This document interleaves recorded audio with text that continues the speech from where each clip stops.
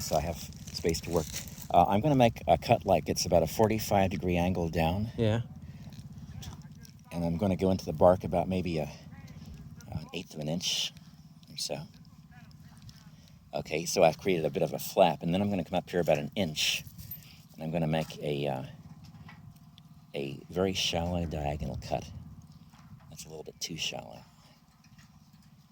Like that, see? So you got that. Yeah, take a picture of what's in here. And the green layer just under the bark, it's about a 32nd inch wide, is a cambium.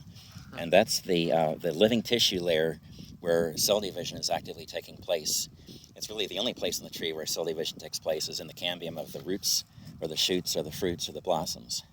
Yeah. So we are now going to replace this blank chip with a chip of the, let's see here, where did I lay those shoots down? Oh, they're right here. Okay. Oh, no. With your... I'll get the biggest one here, and I'll take a black gold. Yeah, I'll take a shield of bark off of the that's base true. of this here. I think in an old property next to me, there's a big black gold cherry tree. Really? Too. Or maybe it's more likely a black Tartarian. No, it's a black gold. I remember seeing they bought it the day they bought it, or so. They Watch what I'm doing here, Jim. Yeah. I want it in close. I went above this bud here, and I dug in, and I'm preparing a shield of bark to put in there. And this looks like a pretty good shield. And this is what's left. Okay. So now the next thing is we have to take some of this, the budding tape. Oh wait, that's parafilm. I better use this instead. We don't want to dilly-dally too long on this because given our climate here, things dry out fairly quickly. Yeah. Okay, so this is the first chip bud graft of 2021 for Bob Purvis. Right on. Yeah. So you're just taking a little piece like that? Yeah, that's right. And this is what a commercial nurseryman would generally be doing in August. I got kind of a mess here. I need a piece about maybe 8 inches long to do this, or 8 or 10 to give me a tail. So let me cut this here. Okay, now let's grab the chip here. And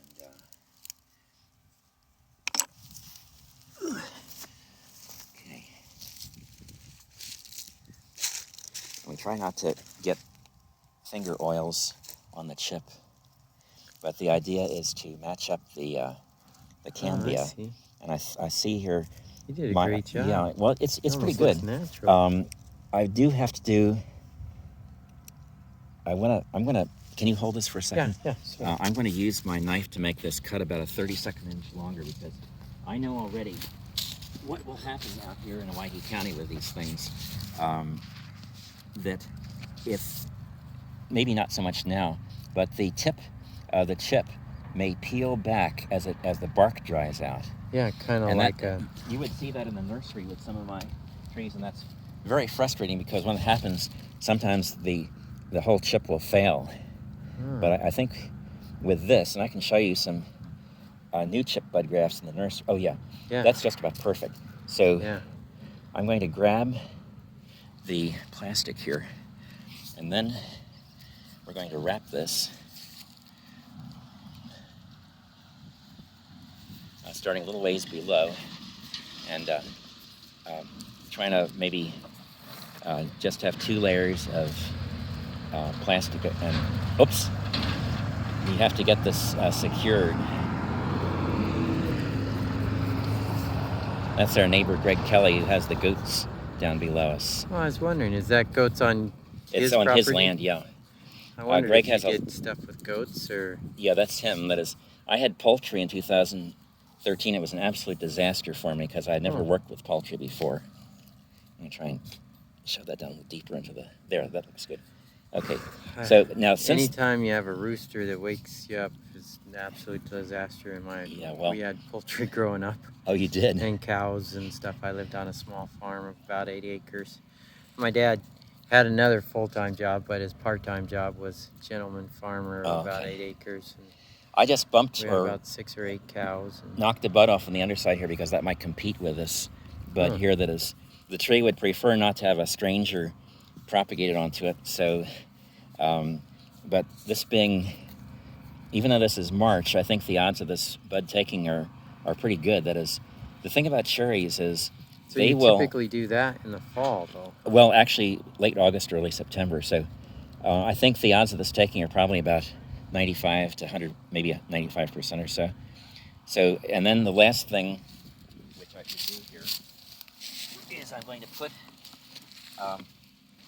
conspicuous that If you label it. yeah, if you label it, then like with that red lac graft, I should by rights have had a red flagging on it, but I know well enough where it is. Okay, so I don't know how I do. Black gold is the name of the chip variety. And then I'm going to put under here, it's on a Santina. And I'm not going to write the name of the rootstock. And then the date today is 3/13/21. Okay. And then when this actually takes and starts to grow, I'd probably put a metal tag on there because that's more permanent. So this is, and now I guess the next question comes, or should come, is what's the aftercare you have to give to these once they've been placed? And I think I could. I think you could, now that you've actually seen how it's done. Yeah, in that much closeness and that much detail. It's Oh yeah, sure. So whip and tongue would be something bigger, is what you're saying. Whip and tongue, we can certainly show you that here too. There's a bigger piece of Santina here, and if I graft Santina onto Santina, that'll cause no problems at all. Oh, like as an example? Yes, that's an example. Are you going to do like a whip and tongue then? I am. Oh, wow. See Yeah. what that's like. That's covered in my lecture notes. So let's cut this off here.